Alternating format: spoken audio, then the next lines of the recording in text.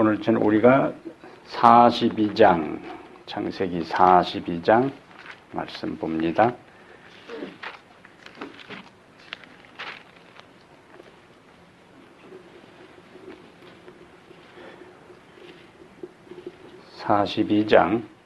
오늘 1절부터 8절까지 42장 1절부터 8절까지요. 그때에 야곱이 애굽에 곡식이 있음을 보고 아들들에게 이르되 너희는 어찌하여 서로 바라보고만 있느냐.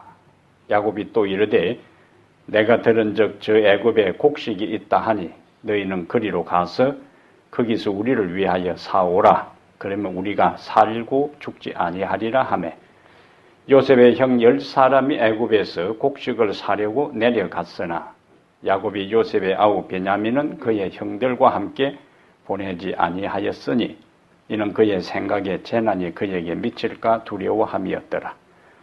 이스라엘의 아들들이 양식 사러 간 자 중에 있으니 가나안 땅에 기근이 있음이라. 때에 요셉이 나라의 총리로서 그 땅 모든 백성에게 곡식을 팔더니 요셉의 형들이 와서 그 앞에서 땅에 엎드려 절하매 요셉이 보고 형들인 줄을 아나 모르는 체하고 엄한 소리로 그들에게 말하여 이르되 너희가 어디서 왔느냐. 그들이 이르되 곡물을 사려고 가나안에서 왔나이다. 요셉은 그의 형들을 알아보았으나 그들은 요셉을 알아보지 못하더라. 아멘. 8절까지는 무슨 이야기입니까?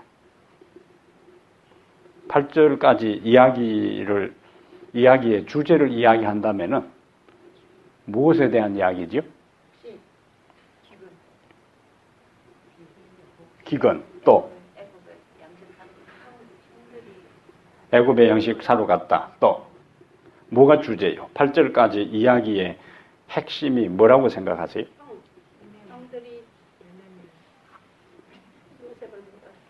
형들은 요셉을 못 알아봤다.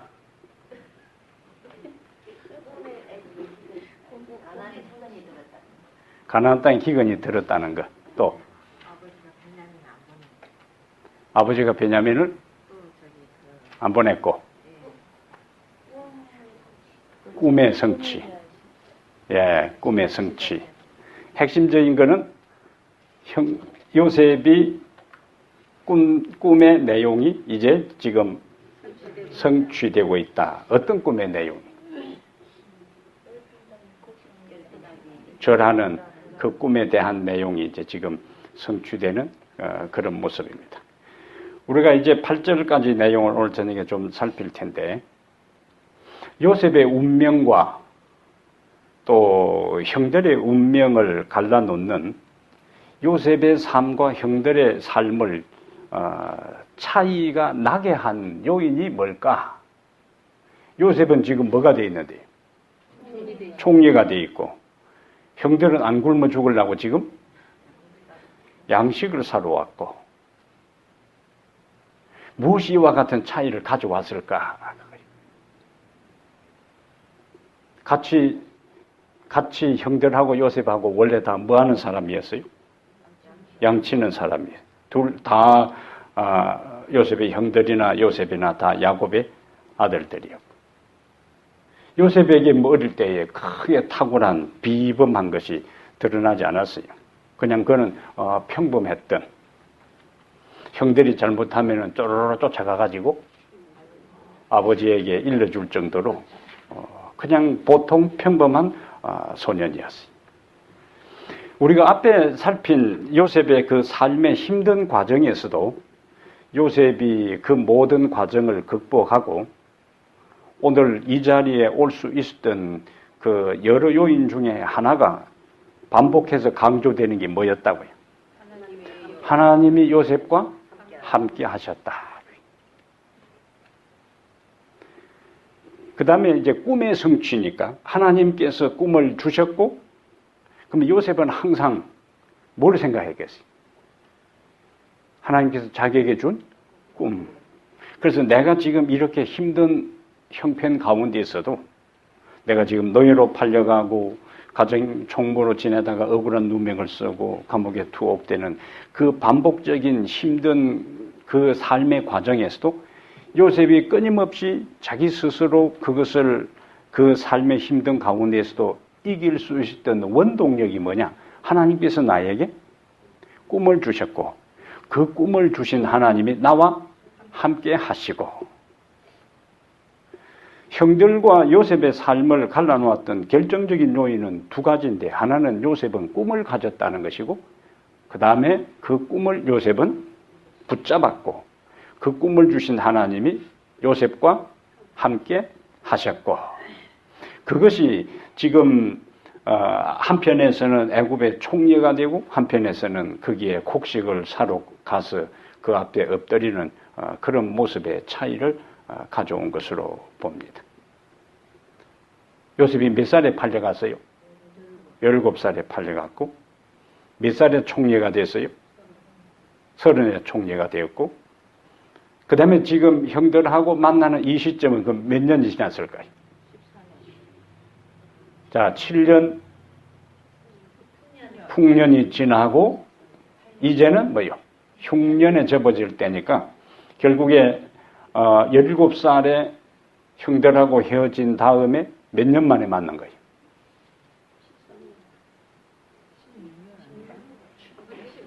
계산을 그리 못해가지고 학교 다닐 때 다 수학은 빵점 맞았거든요. 우선 자 총리 될 때가 30살이요. 그럼 몇 년 지냈어요? 13년 지냈어. 그 다음에 다시 또 7년 풍년이 지났어요.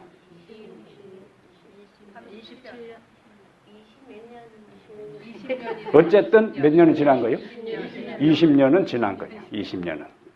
왜냐하면 7년 풍년 다음에 흉년에 접어들었고 풍년 때 온 게 아니고 흉년의 때에 왔으니까 20여 년이 지난 이후에 형들은 아직도 양치는 그냥 그 신분의 사람이고 목자의 삶이고 이 그때의 그들을 요셉을 팔아넘긴 팔려간 요셉은 20여 년이 지난 그 형들을 만났을 때에 총리로서 그를 만나는 것을 우리가 여기서 봅니다. 그러니까 함께 있을 때는 별 차이가 없었어요. 근데 세월이 지나면서 조금씩 그 간격이 벌어지면서 이와 같은 차이를 가져왔는데 형들은 그냥 평범하게 살았습니다. 어쩌면 요셉하고 형들을 동일선상에서 비교하게 되면은 그냥 평범하게 아버지 집에서 목자 생활을 하는 게 훨씬 나아요. 근데 요셉의 경우에는 얼마나 그 과정이 힘든 과정을 거쳤어요. 그러나 그 과정을 거치고 난 다음에 결과적으로 보니까 평범하게 편안하게 고생 없을 때는 그냥 그 상태에 머물고 있었지만은 힘든 고난의 과정을 거치고 난 다음에는 평범하게 산 사람과 그런 과정을 거친 사람에게 있어서는 결과가 뭐예요? 엄청난 차이가 오잖아요. 이것이 신앙의 세계입니다.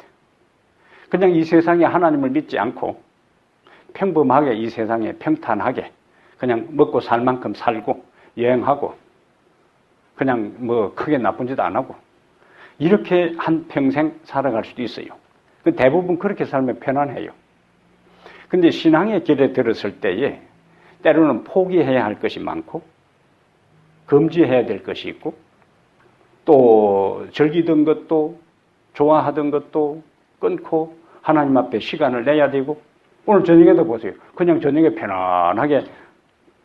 편안하게 집에서 지낼 수도 있어요. 그런데 뭐 우리 장로님 경우에는 그 먼 데서 부랴부랴 챙겨가지고 여기까지 오고 그 과정에 있어서는 집에서 그냥 편안하게 지내는 사람이나 시간 안식일에 기도 저녁을 기억하고 나오는 사람이나 지금은 별 차이가 없어요. 그냥 함께 만나서 살아가는 데는 하등의 차이가 없습니다. 그러나 세월이 지나면 지날수록 한편의 사람들은 점점 하나님께로 하늘로 가까워지고 한편의 사람들은 평범하게 그냥 살아가는 겁니다. 그래서 우리는 현재 지금의 상황을 가지고 인생의 어떤 것들을 결론 내리지 말고 요셉에게 있어서 하나님께서 주신 그 꿈의 마지막 결성 지점을 바라보고 그 모든 고통과 힘든 과정들을 극복하고 이겼던 것처럼 우리 그리스도인의 삶에 있어서도 그와 같은 하나님께서 우리에게 주신 소망과 꿈을 가지고 오늘의 힘든 상황, 때로는 오늘 시간을 내야 되고 헌신해야 되고 희생해야 되고 시간을 바쳐야 되는 이런 과정들을 끝을 보면서 그것을 다 감수해야 된다는 거예요. 끝을 보면서. 그것은 우리 선택의 목적이에요. 그러니까 내가 지금 어떻게 사느냐 하는 것은 지금은 별 차이가 없지만은 마지막 결국에 가면은 굉장한 차이가 나타난다. 누굴 보니까?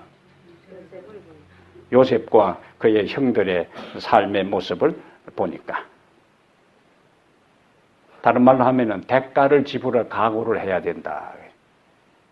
대가를 가치 있는 것을 위해서는 뭘 지불해야 된다? 대가를 지불할 각오를 해야 된다. 영혼을 구원하는 것도 마찬가지고 영적으로 성장하는 것도 또 반드시 대가를 지불해야 되는 거예요. 예배 참석하는 것도 대가를 지불하잖아요. 편안하게 집에서 있는 것 대신에 결심하고 나와서 운전을 하고 여기까지 와야 되니까. 그래서 말씀을 연구하는데도 기도를 하는데도 예배를 드리는데도 영혼을 구원하는데도 하늘의 소망을 두고 살아가는 우리에게 있어서는 뭘 각오하자? 대가를 지불할 각오를 하자. 그러면은 그 대가를 지불할 각오를 한 사람에게는 반드시 하나님께서 우리가 지불한 대가보다 더 큰 것을, 더 엄청난 것을 반드시 하나님께서 우리에게 주셔요. 지난 시일 잠깐 말씀을 드렸지만은 저는 지금 중남미 캐러반들을 보면서 많은 생각을 합니다. 그들의 머릿속에는 오로지 어디만 지금 생각하는 거예요. 미국, 예?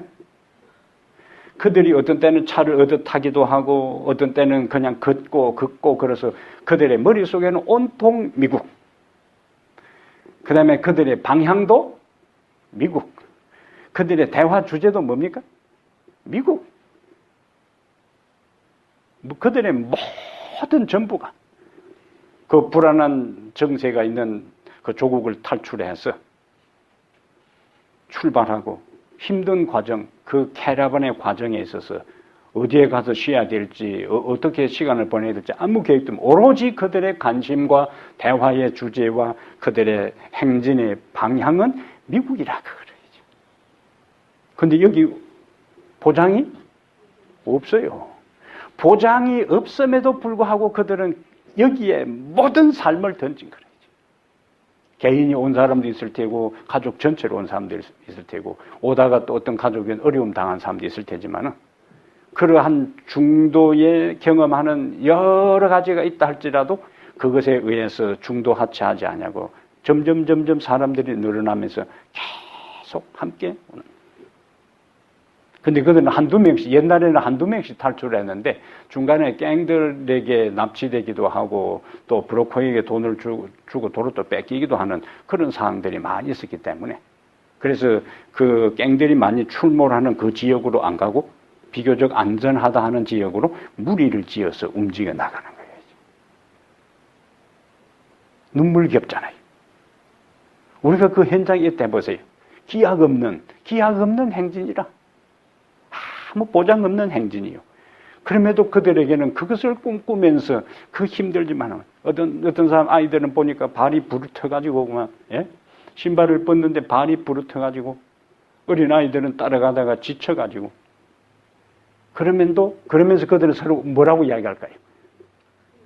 예? 조금만 참으면 우리는 미국 갈 수 있다. 자, 그걸 많은 생각이 듭니다. 보장이 없는 미국을 향해서도 대화의 주제도 방향도 모든 관심을 미국에 두고 그 정도로 희생을 감수하는데 하나님께서 하나님의 보좌를 걸고 하늘을 약속하고 예? 이거는 뭐 하나님이 약속했으니까 틀림없는 그리고 문을 열어놓고 다 준비해놓고 기다림에도 별 관심이 없는 대부분의 사람들과 얼마나 대조적이에요. 그래서 우리의 마음들을 다시 한번 추스려야 되겠다. 뭘 지불할 각오를요? 대가를 지불할 각오를. 신앙의 삶에는 대가를 지불할 각오를 해야 돼요. 예수님께서도 말씀하셨잖아요. 누가복음 23절에 너희가 나를 따르려거든 자기를 부인하고 날마다 자기 십자가, 제 십자가를 지고 나를 따르라. 성경 어디에도요. 창세기부터 요한계시록까지 성경 어디에도 그리스도를 따르는 삶이 평탄하고 쉬울 것이라고 말씀한 곳이 한 군데도 없습니다. 어디에도 그런 보장을 하지 않았어요. 예수님 본인이 걸어간 삶, 3년 반 동안의 삶 자체가 그것을 우리에게 보여주고 그분의 가르침을 따라 3년 반 동안 훈련받고 교육받았던 제자들의 삶 자체가 그랬어요. 우리가 사도행전에 보는 바울의 삶이고 기독교 2000년 역사에 있어서 성도들의 삶 자체가 절대로 평탄한 것이 아니었다는 거예요. 근데 우리는 신앙을 너무 만만하게 생각하는 거예요. 그냥 평탄하게만. 그러나 그것이 이 요셉의 형제들에게 있어서는 평범하고 평탄하게 집에서 살았을 때에 그것은 그 정도의 수준이었고 힘들고 혹독한 훈련의 과정, 연단의 과정을 거쳤을 때에 하나님께서 가족을 구원하고 애굽을 구원하고 애굽 주변의 사람들을 구원하는 그 통로로 삼았으니까 요셉의 그 긴 세월 동안의 고난과 시련은 감당할 만한 가치가 있었다는 거예요. 그리스도인의 삶은 끝을 보는 삶입니다. 끝을 보는 삶. 예, 그것이 요셉의 운명과 형들의 운명을 갈라놓는 요소였고 1절 이제 다시 보겠어요. 그때의 야곱이 애굽에 곡식이 있음을 보고 아들들에게 이르되 너희는 어찌하여 서로 관망 바라보고만 있느냐. 형들은 어떤 모습이에요, 여기도? 지금 가지고 있는 양식이 점점 떨어져 가고 기근은 계속되는데 야곱이 보니까 자기 아들들이 뭐 하고 있는 거예요? 서로 눈치만 보는 거예요. 무슨 눈치를 보는 거예요? 양식은 애굽에 있다는 소식은 들었는데 그게 고대에 뭐 자동차를 끌고 가는 것도 아니고 예? 먼 길을 가야 되는 거예요. 그러니까 선뜻 말을 못 꺼내는 거예요. 그러니까 하도 답답하니까 아버지가 나서는 거예요. 이놈들이 다 커가지고도 서로 눈치만 보고 있으니까 온천하에 기근이 들었을 때에 가나안도 예배가 아니었다 그랬어요. 그런데 형제들은 기근이라는 절체절명의 그 다급한 현실 앞에서도 그 엄청난 문제, 자기들뿐만 아니라 가족의 생사가 달려있는 이 문제를 두고도 서로 뭐요? 반만만 문제 앞에서 쩔쩔매고 이것은 뭐요? 그들의 삶 자체가 고난과 시련을 통해서 훈련되지 않았다는 거예요. 이런 일이 없었기 때문에 그냥 그동안에 평범한 삶을 살았어요. 평탄하게 살았어요. 평범하게 평탄하게 문제없이 살다가 기근이라는 인간으로 어떻게 할 수 없는 속수무책의 상황에 빠지니까 어떻게 해요? 어떻게 처신하지 행동하지 못하고 그냥 뻘뚱뻘뚱 서로 눈만 보고 상대만 관찰하고 있잖아요. 이게 차이입니다. 차이요. 하나님의 백성들을 하나님께서 평소에 가끔씩 잘 큰 문제 없이 생활하게 하다가 이런저런 다양한 형태, 다양한 종류, 다양한 정도의 어떤 위기와 어려움이 닥치는 것은 그걸 통해서 하나님께서 우리를 뭐 하시는 거예요? 단련시키는 거예요. 그래서 영적 내공이 쌓여가지고 더 큰 어려움이 올 때에는 이미 평소에 그런 어려움을 통과하고 겪은 사람들은 그것에 또 해서 대치 능력이 생기는 거예요. 그러나 그런 경험을 전혀 하지 않은 사람에게는 그냥 어쩔 줄 모르는 거예요. 어떻게 해야 될지 허둥대고 우왕좌왕하고 갈팡질팡하는 거예요. 농사 짓는 사람들이 온실을 딱 해가지고 할 때는 그 바깥에 있는 거는 추워 벌벌벌 뜨는데 안에는 따뜻하게 주인이 난로까지 피워줘가지고 지내다가 갑자기 돌풍이 일어나가지고 비닐루가 다 벗겨져 버리면은 하루 한밤 지나면 그냥 다 죽어버리는 거예요. 그러나 바깥에서 그 추위에 노출돼가지고 찬이슬에 그 냉기에 노출된 것들은 거기에서 이미 버티었기 때문에 또 다 죽은 것처럼 보여도 또 살아나요. 하나님께서 우리에게 크고 작은 어려움을 허용하시는 것은 그걸 통해서 우리를 뭐 하신다고? 훈련시켜서 영적 근육을 만들어주고 강하게 해서 어떤 생애의 시련이 우리에게 온다 할지라도 그런 시련이 없는 사람은 그냥 추풍 낙엽처럼 쓰러져 날려가지만은 그런 과정을 크고 작은 과정을 겪으면 그만 당당해요. 올 때 왔구나. 그리고 또 견뎌나가는 거예요. 요셉의 형들이 당황하는 이유가 바로 거기에 있습니다. 기근 앞에서 어떻게 할 줄은 모르잖아요. 누군가 나서가지고 딱 뭐요. 자, 여기 있다. 우리 다 죽는다. 죽는 것보다는 갈 길이 멀더라도 일단 가자. 이렇게 나와야 되는데 아무도 그렇게 하는 사람이 없잖아요. 단들건 아버지가 나서야 될 정도로. 이거는 무기력한 사람들이라고. 무기력한. 그래서 위기가 올 때에 비로소 그 사람의 영적 파워, 능력이 나타나는 겁니다. 그 1절에 단순한 이야기지만은 상당히 깊은 이야기죠. 우리의 신앙의 삶에 있어서 하나님께서 우리를 훈련시키는 것이 미래의 더 큰 위기의 때를 위해서 우리를 강하게 만든다는 거예요. 근데 요셉의 개인의 삶에 있어서 크고 작은 문제들을 많이 경험합니다. 근데 요셉과 이 형제들의 차이는 뭐냐? 요셉은 항상 그 문제 배후에 있는 하나님을 생각하고 문제가 있다는 것은 무엇도 있는가? 해답도 있다. 이 세상에 해답 없는 문제는 없어요. 모든 문제에는 다 해답이 있다. 그런데 사람은 그 해답을 못 찾을 수도 있어요.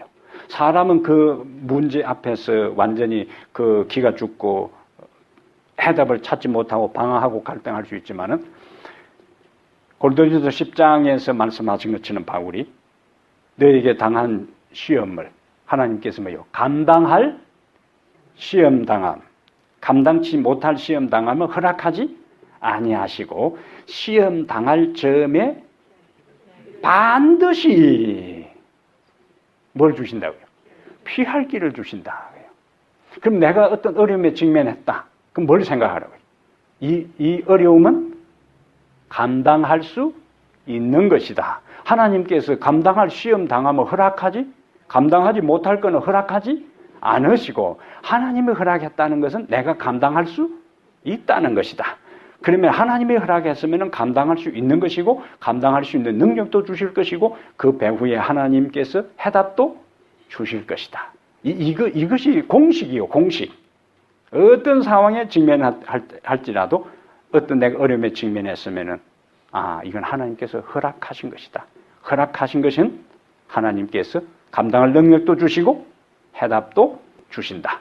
그러면 형제들은 어떻게 해야 되는가? 기근이 생겼다. 그럼 지금까지 자기들 나름대로 자기 아버지를 따라서 제사 드리고 하나님을 섬겼다면 뭔 생각을 해야 돼요? 기근이 생긴 것은 하나님이 허용해서 그럴 수 있을 테니까 하나님이 우리를 굶어 죽도록 하지 않을 것이다. 왜냐면은 그 아브라함과 야곱의 후손들을 통해서 누가 와야 되는 거예요? 메시아가 와야 되기 때문에 하나님의 전체적인 우주 경륜 이 구원의 역사에 있어서는 자기 아버지나 자기 할아버지가 보통 사람이 아니라 그들을 통해서 반드시 메시아가 와야 되기 때문에 아무리 기근이 일어났다 할지라도 우리를 이 기근으로 인해서 다 멸절되도록 하지 않을 것이다. 그럼 뭐 해야 돼요? 인간 편에서 해법을 찾아봐야 되는 거라. 해법을. 이 공식이라는 거예요. 그런데 요셉의 경우에 팔려갈 때 자기 인생이 끝났다고 생각하지 않았어요. 내가 요셉이 헛구덩이에 던졌을 때에 그 속에서 기도? 형들에게 살려달라고 했다가 형들이 이놈 자식하고 이놈 새끼 하면서 막 던져놓고는 딱 돌로 막았을 때 그 속에서 얼마나 하나님께 이제는 기도했겠어요. 뭐 피를 토하는 마음으로 기도했을 거예요. 왜냐면 응답이 없으면은 그 순간에 자기 생각에 내가 여기서 그냥 헛구덩이에서 내 인생 끝나는구나. 그런데 나중에 끌려 나와.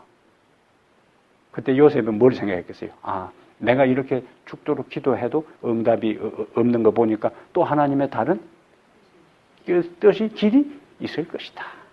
또 그걸 받아들여요. 받아들이는 거예요. 그럼 내가 가는 곳에서, 그래서 이제 엘렌 화이트는 그가 이제 그 노예 상인들에게 팔려갈 때에 자기 고향 쪽, 자기 아버지가 있는, 자기 아버지 장막 있는 쪽으로 자꾸 눈을 돌리면서 한없는 눈물을 흘리면서도 내가 어디에 가서 어떤 상황에 처할지라도 살아계신 하나님의 신민으로서, 신하로서 내가 충성을 다하고 정직하게 살아가리라고 그 끌려가는 와중에 자기 마음에 다짐했다. 다짐했다. 그런 인생을 하나님께서 어떻게 방치해 두겠어요? 예? 그 인생이 망할 수가 없는 거예요. 내가 그렇게 몸부림치며 기도해도 하나님의 응답이 없을 때에 그것을 받아들이고 내가 노예로 끌려가는 한이 있더라도 하나님께서 나에게 꿈을 주셨으니까 내가 지금 처해 있는 상황은 모든 것이 끝나버린 것처럼 보여도 하나님이 나에게 꿈을 주셨으니까 그 꿈을 하나님께서 어떤 형태든지 이룰 것이다. 그러면 나는 내가 있는 곳에서 그 살아계신 하나님을 성실하게 섬기면서 최선을 다하면서 내 인생을 살아가야 된다. 그것을 그 끌려가는 와중에 마음에 결심을 한 거예요. 형들은 기근이라는 상황 속에서 서로 관망만 하고 있었지만 요셉은 최악의 상황에서도 하나님을 의지하면서 자기에게 준 꿈을 주신 그 하나님께서 이 상황도 나에게 닥치도록 허용했을 테니까 그렇게 하신 분은 이 상황도 이길 수 있는 힘을 주실 것이다. 감옥에 있으면서도 동일한 마음을 과거에 회상하거나 감옥에 처음 들어갔을 때에 신고식 한다고 얼마나 이 먼저 들어간 수준 낮은 잡범들이 요셉을 힘들게 했겠어요. 네? 그러한 가운데서도 요셉의 마음 속에서는 내가 이런 취급을 받는다 할지라도 어떤 생각이? 이 모든 것이 무엇의 과정이라고요? 훈련의 과정이다. 오히려 다른 사람에게 관심을 갖는, 다른 사람의 관심이 있었으니까 왕의 두 신하가 아침에 만나보니까 얼굴이 수색이 있으니까 묻잖아요. 그러니까 요셉은 자기가 처해 있는 힘든 상황에 포커스를 맞춘 것이 아니라 내가 어떻게 다른 사람을 돌보고 나보다 더 힘든 사람을 유익하게 할까 하는 면에 요셉에 관심이 있었다는 거예요. 내 코가 석자란 말이 있어요? 내 코가 석자란 말이 무슨 말이에요?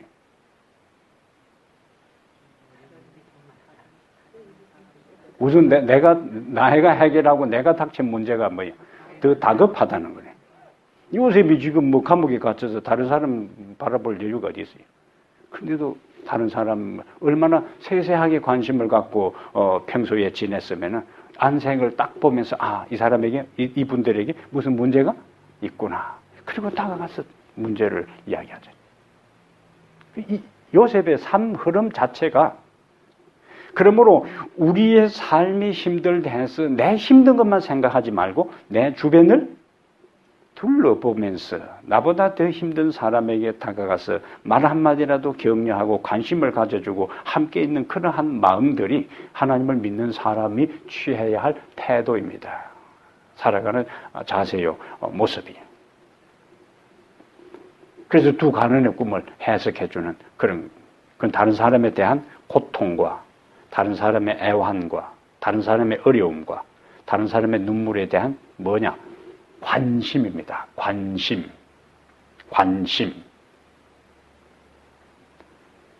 이것이 요셉을 요셉되게 했어요. 그러니까 자기 문제에 함몰되고 자기 문제에 집착해서 그냥 힘들다고 푸념하고 한탄하고 하나님 원망하고 내가 나가면 이 형들 제일 자기를 힘들게 한 그 형들 가운데 자기를 제일 힘들게 한 형이 있을 거 아니에요. 나중에 그가 이제 시므온이라. 그래서 시므온을 딱 샘플로 잡아 가다 놓습니다. 어쨌든 내가 살아나가서 내가 갚아주리라. 이러한 분노로 자신의 세월을 보냈으면 얼굴이 이글져서 되니까 나머지 다른 고참 죄수들이 한 번씩 불러다가 두들 팼을 거 아니에요. 뭐 내한테 뭐 기분 나쁜 일 있어? 저 아직 뭐 기분 나빠? 그러나 그런 분위기가 아니잖아요. 그러나 그 마음에 하나님에 대한 절대 신뢰. 그러니까 형들은 문제 앞에서 어쩔 줄 모르고 쩔쩔매고 관망하고 있을 때에 요셉은 자신의 삶의 문제, 애굽 전역이 기근 앞에서 떨고 있을 그때에도 문제 너머에 해답을 주시는 하나님을 믿고 바라보았다는 거예요. 그것이 우리가 인생을 살아가는데 중요한 요소입니다. 민수기 13장, 14장에도 가나안 땅을 정탐했던 우리가 잘 아는 12정탐꾼들의 이야기가 나오는데 잠깐 그 10명과 2명의 차이가 결정적으로 무엇인가 잠깐 보겠어요. 민수기 13장에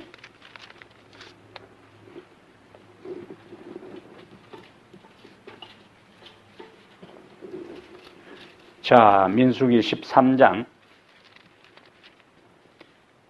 그들이 40일 동안 정탐을 하고 돌아와서 이제 보고를 하는데 10명의 보고를 보세요. 31절, 13장 31절에 그와 함께 올라갔던 사람들은 이르되 우리는 능히 올라가서 그 백성을 치지 못하리라. 그들은 우리보다 강하니라. 그 다음에 32절에 이스라엘 자손 앞에서 그 정탐한 땅을 악평하여 이르되 그런데 우리가 두루 다니며 정탐한 땅은 그 거주민을 뭐하는 땅이라고? 삼키는 땅이요. 거기서 본 모든 백성은 신장이 장대한 자들이며 거기서 네피림 후손이 아낙 자손의 거인들을 보았나니 우리는 스스로 보기에도 메뚜기 같으니 그들이 보기에도 그와 같을 것이라. 근데 32절에 첫 문장 보세요.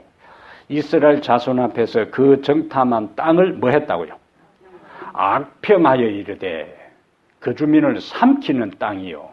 그런데 처음에 그들이 와서 보고할 때는 27절에 모세에게 말하여 이르되 당신이 우리를 보낸 땅의 간적 뭐라고? 과연 그 땅에 젖과 꿀이 흐르는데 이것은 그 땅의 과일인 실관이다. 그러면서 26절에 과일을 가져온 것을 이제 보였어요. 그러니까 처음에는 뭐라고 하고 젖과 꿀이 흐르는 땅이라 그러고 상황이 여의치 않으니까 이제는 또 뭐를 바뀌어가지고 땅을 악평하고 이게 인간의 모습입니다. 인간의 모습이. 여기 우리가 보기에도 메뚜기 같으니 그들의 보기에도 그와 같았을 것이라. 이걸 메뚜기 정후군이라 그래요. 메뚜기 정후군. 처음 들어보는 것 같은데 그래요. 자, 그런데 30절에 갈렙이 30절에 갈렙이 모세 앞에서 백성을 조용하게 하고 이르되 우리가 곧 올라가서 그 땅을 취하자 능히 이기리라. 근데 10명은 그와 함께 올라갔던 사람들이 이르되 우리는 능히 올라가서 백성을 치지 못하리라. 근데 12명이 똑같이 갔잖아요. 똑같이 올라가서 똑같이 40일 동안 땅을 다 둘러봤는데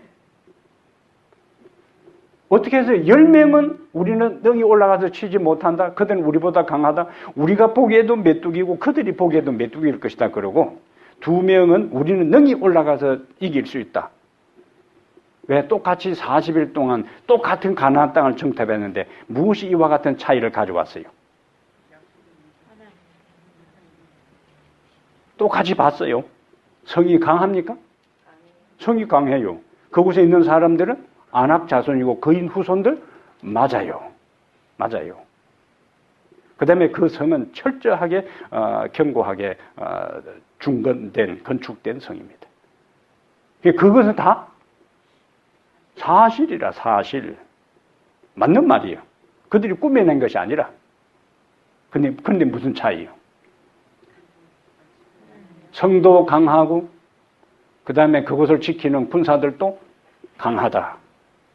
우리는 약하다. 그거 다 맞는 말이라. 근데 무엇이 차이가 난다고요? 그 현실 너머에 누가 가나안 땅으로 들어가라고 명령하고 누가 가나안 땅을 약속했는가에 대한 그것을 기억하는 사람과 그것을 기억하지 못하고 현실의 상황만을 본 사람의 눈의 차이입니다. 그래서 오늘 우리에게 끊임없이 기도해야 될 제목은 하나님, 현실 너머의 하나님의 약속, 현실 너머의 하나님의 능력, 현실 너머의 하나님의 길을 볼 수 있는 영의 눈을 허락해달라고 기도할 필요가 있습니다. 육의 눈은 똑같이 봤어요. 똑같이. 그것은 누구나 다 볼 수 있는 거예요. 그러나 영의 눈을 가진 사람은 그 너머에 하나님이 함께 하시는 거예요. 그런데 자기의 삶을 어떻게 보고 하나님의 약속에 대해서 어떻게 반응하느냐 하는 것은 그것으로 반응하고 보는 것으로 끝나는 것이 아니고 운명을 좌우합니다. 그것이 14장에 36절 14장 36절에 모세의 보냄을 받고 그 땅을 정탐하고 돌아와서 그 땅을 악평하여 온 회중이 모세를 원망하게 한 사람, 곧 그 땅에 대하여 뭐한 사람은 악평한 사람은 여호와 앞에서 재앙으로 죽었고, 그 다음에 38절 그 땅을 정탐하러 갔던 사람들 중에서 오직 눈의 아들 여호수아와 여분의 아들 갈렙은 생존하니라. 이 놀라운 이야기잖아요. 똑같은 기간에 똑같은 장면을 보고 왔는데 부정적으로 악평하고 하나님의 능력과 그 너머에 있는 하나님의 약속을 보지 못한 사람은 그 보지 못하는 것으로 끝나는 것이 아니라 그들은 죽었고, 그 약속을 신뢰하고 하나님의 명령을 기억하고 긍정적으로 보고 한 사람들은 생존하니라. 그리고 우리가 아는 대로 결국 갈렙과 여호수아만이 20살 이상 사람들 가운데서 가나안 땅에 들어갈 수 있었어요. 그러니까 우리의 생각, 우리의 관점, 우리의 의식을 끊임없이 내 현실의 그 상황만을 바라보고 결론을 내지 말고 항상 그 너머에 하나님의 약속, 그 너머에 하나님의 능력을 바라보고 확신하라는 거라. 이것이 요셉의 형들과 요셉의 차이입니다. 바로가 꿈을 꾸었을 때도 요셉은 그 너머에 하나님이 계신 것을 이야기하잖아요. 하나님이 바로에게 꿈을 주시고 하나님이 앞으로 이 나라에 어떤 일이 있을 것을 하나님이 미리 보여주셨다. 그러니까 이렇게 하면 된다. 그러니 그곳에 있던 그 신하들이나 왕이 요셉을 신뢰하지 않을 수가 없지요. 그동안에 어디에 있던 사람인데 감옥에 파렴치한 제목으로 투옥 생활을 하던 죄수를 불러내가지고 한번 이야기 들어보고는 그냥 그 자리에서 뭐로 임명해요? 총리로 임명하는 이것은요, 하나님의 간섭이 아니면은 일어날 수 없는 일입니다. 그런데 요셉이 평소에는 하나님께 불평하고 원망하고 막 살던데 하나님 안 되겠다, 이놈 일어났다가 다 망치겠네 해가지고는 갑자기 그렇게 해준 것이 아니라는 거예요. 평소에 그와 같은 상황이 일어나지 않은 가운데서도 요셉은 자신의 주어진 삶에 성실하게 묵묵하게 한 걸음 한 걸음 살아왔기 때문에 결정적인 순간에 하나님이 그를 세우신 거예요. 그 결정적인 순간이 오기까지 우리는 매일 매 순간 우리의 삶에 힘들고 불리한 어려운적인 상황만 바라볼 것이 아니라 여기 두 명의 갈렙과 여호수아와 같이 그 너머에 하나님의 약속을 신뢰하고 그것을 말하고 따라 살아가는 삶이 돼야 된다는 거죠. 부정적인 10명의 사람들 이야기로 끝나는 게 아니라 나머지 백성들이 다 뭐예요? 사람은 긍정적인 면에 반응하기보다는 인간은 부정적인 면에 반응하기 쉽습니다. 그것은 삽시간에 그냥 감염되어 번져가는 거예요. 그래서 우리가 평소에 이 교회 안에서 교회 사업, 주의 사업이나 여러 가지 면에 있어서 가능한 우리의 입에서 긍정적인 말을 다른 사람과 나누는 그와 같은 것을 의식적으로 해야 되지, 부정적인 말을 하게 되면은 처음에 부정적인 말을 하는 사람을 찾아가서 들어주고 격려하다가 나중에 그 찾아가서 그 사람 위로하고 하다가 자꾸 찾아가면 나중에 보면 그 사람이 나중에 뭐 물들어 있어.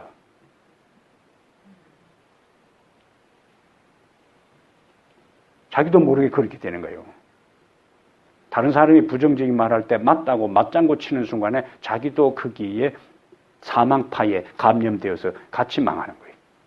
그래서 다른 사람이 부정적인 이럴 때는 대화의 주제를 바꾸어서 그 사람에게 가능한 사물과 현상과 상황을 긍정적으로 보고 함께 긍정적인 영적인 그 에너지로 분위기를 바꿀 수 있도록 그 기도하는 것들이 우리에게 굉장히 필요한 거예요.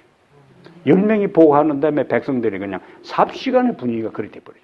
그러면 백성도 다 망하고 그렇게 한 사람들도 망하고, 그러나 그 가운데서도 타수의 군중에 휩쓸리지 아니하고 돌에 맞아 죽을 각오하고 하나님 편에 딱 선 사람은 누가 보호하시는가? 하나님이 보호하셔서 그의 인생을 책임지잖아요. 이게 그리스도인들이 마지막 시대에도 나와 함께 신앙을 했던 사람들, 참으로 열심히 신앙생활을 앞장서서 했던 사람들이 추풍 낙엽처럼 하늘에 별똥이 떨어지는 것처럼 위대한 사람들이 우리들 주변에서 배도하고 타락하고 떠나갈 때에도 흔들림이 없이 하나님 편에 딱 서 있어야 됩니다. 이상구 박사가 요즘요, 이 양반이 오랫동안 엘렌 G 화이트를 선지자로 인정하고, 그다음에 자기가 엘렌 G 화이트 음식물에 관한 권면을 읽고 진짜 선지자로 감동받았다고 하는 뉴스타트를 통해서 유명 인사가 됐는데, 엘렌 G 화이트 선지자가 아닌 거짓 선지자라고 이야기하고 우리 교회를 뛰쳐나가가지고 다른 데 가서 지금 간증하고 다니고 있지. 예? 참 비극적인 일이잖아요. 이것이 우리 재림교회의 역사예요. 수많은 탁월한 사람들이 그 자기의 위치가 올라가고 사람들에게 선망의 대상이 되고 인기가 높아갈 때에 그 사단이 걸렸던 그 교만에 다 걸려 넘어지는 거예요. 이 일들은 앞으로 예수님의 재림이 다가오면 다가올수록 더 기라성 같은 위대한 사람들이 우리들 주변에서 배도하고 타락하는 일들이 일어날 것이 예언되어 있기 때문에 그 주변에 저 사람이 어떻게 하든지 간에 그들의 맹에서 열을 취하고 그들의 배도에서 나는 진리에 바로 서게 되는 갈렙과 여호수아와 같은 군중 다수나 자기 동료들 10명에 휩쓸리지 않고 환경에 주눅들지 않고 누가 한 번 해도 나는 믿음 안에서 하나님 편에 굳게 서리라, 이 결심을 다시 한번 하게 되길 바랍니다. 그래야 흔들림의 때에도 넘어지지 않습니다. 나머지 부분 잠깐 더 보겠습니다. 잠깐 정리를 하겠어요. 다시 42장에 가서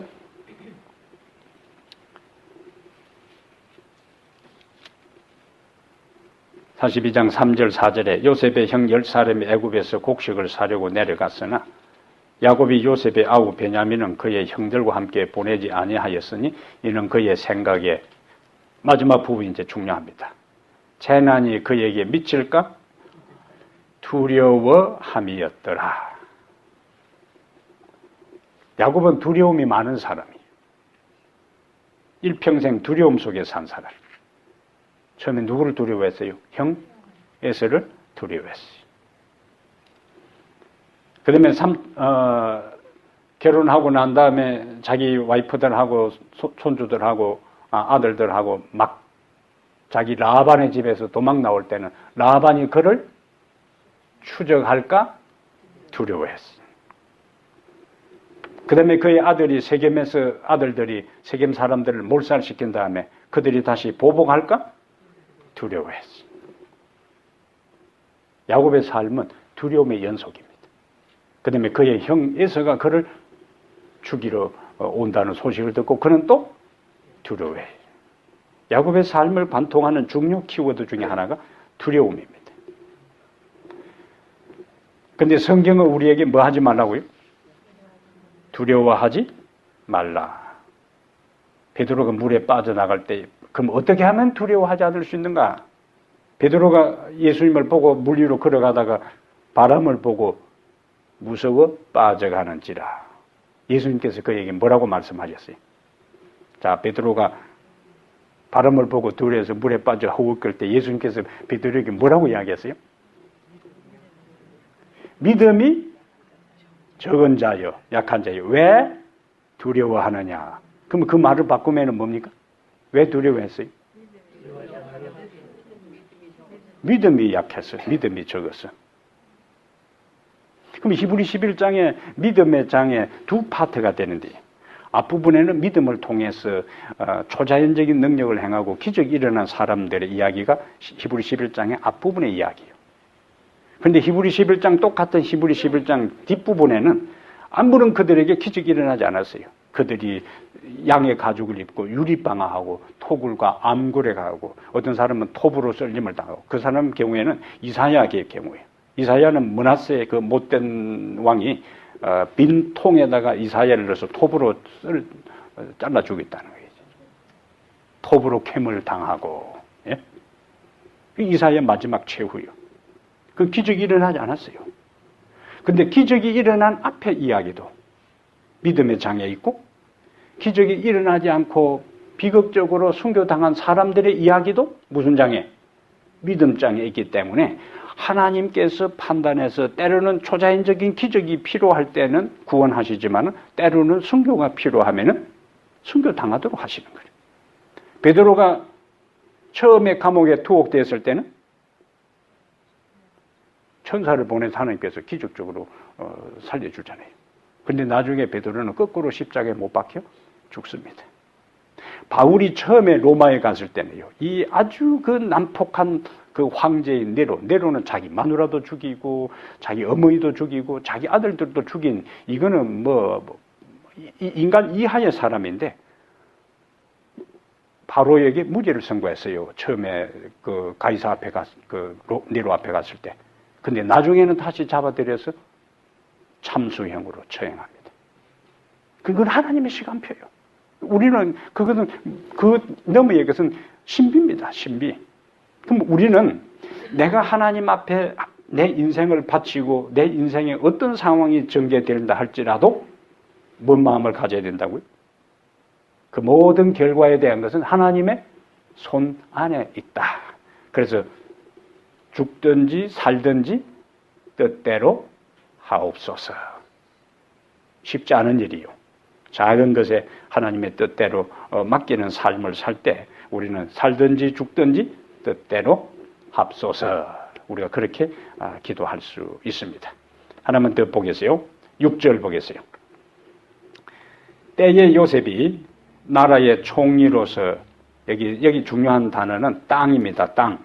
총리로서 그 땅 모든 백성에게 곡식을 팔더니 요셉의 형들이 와서 그 앞에서 뭐하고? 땅에 엎드려 절하매. 이걸 뭐라고 그러냐? 인생 세옹지마라는 거예요. 요셉은 애굽의 총리가 되어서 무슨 역할을 해요? 그 땅 모든 백성에게 곡식을 팔더니 이것은 절대 권한을 갖고 있는 거예요. 요셉이 창고문을 닫아버리면은 모든 사람이 다 굶어 죽는 거예요. 이거는 굉장한 권한을 가진 거예요. 그래서 그 땅 백성에게 곡식을 팔더니 요셉의 형들은 그 앞에 와서 뭐 하고 있어요? 땅에 엎드려 절하며. 그래서 앞에는 그 땅 백성들에게 요셉이 곡식을 팔아서 다 살리는 그 높은 자리에 권위를 가진 사람이고 요셉의 형들은 그 땅 앞에 와서 그 앞에 땅에 엎드려서 절하는 거예요.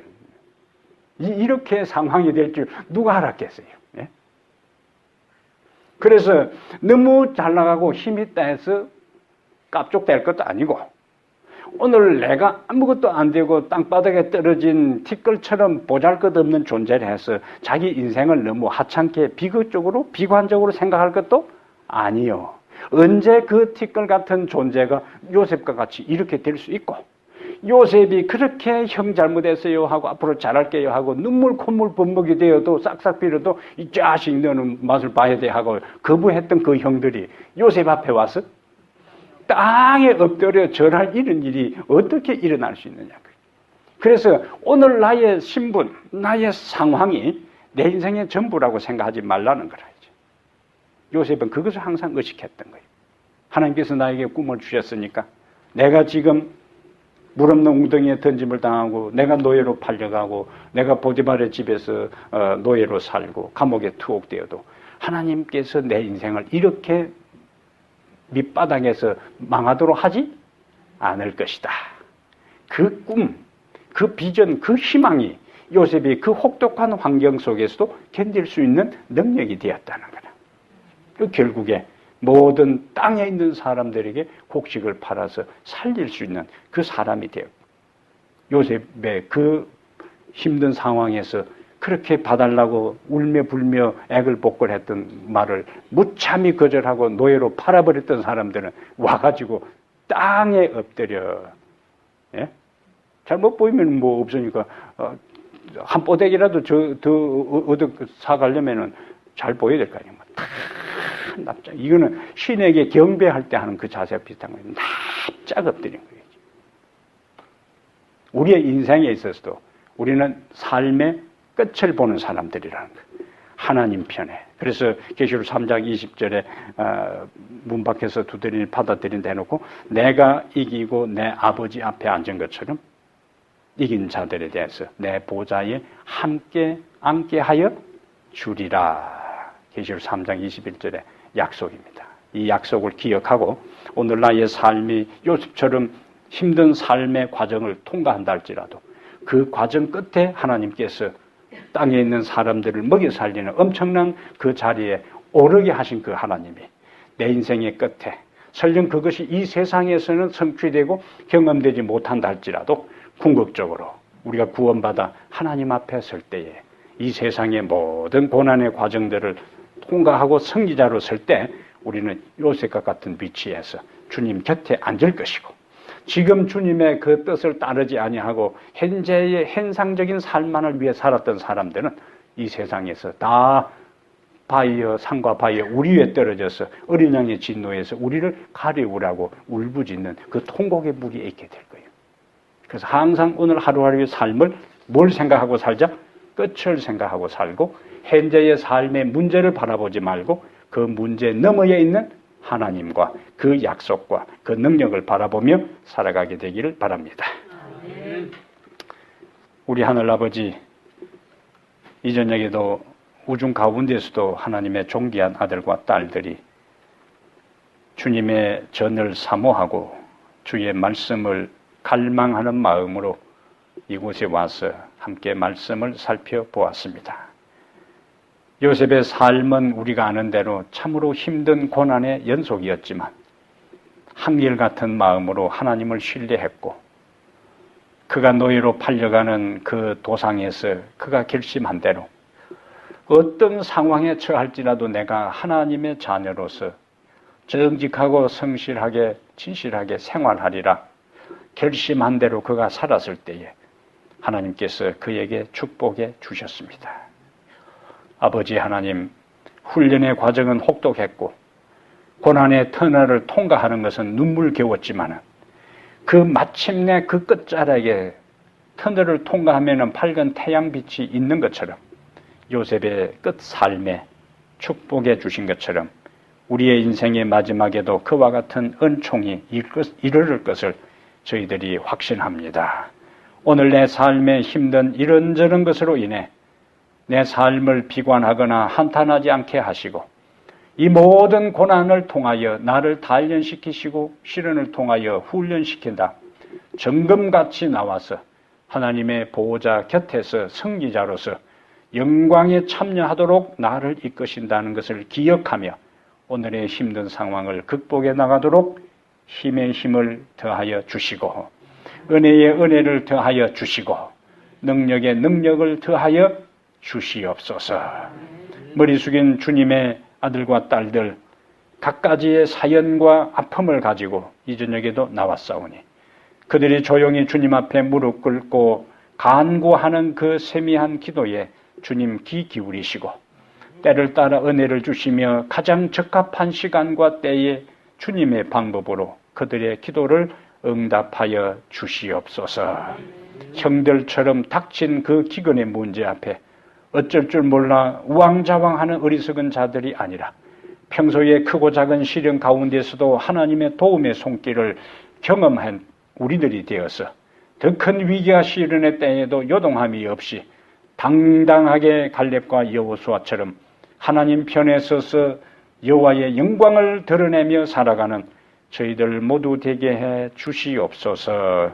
우리 주 예수님 이름으로 기도합니다. 아멘.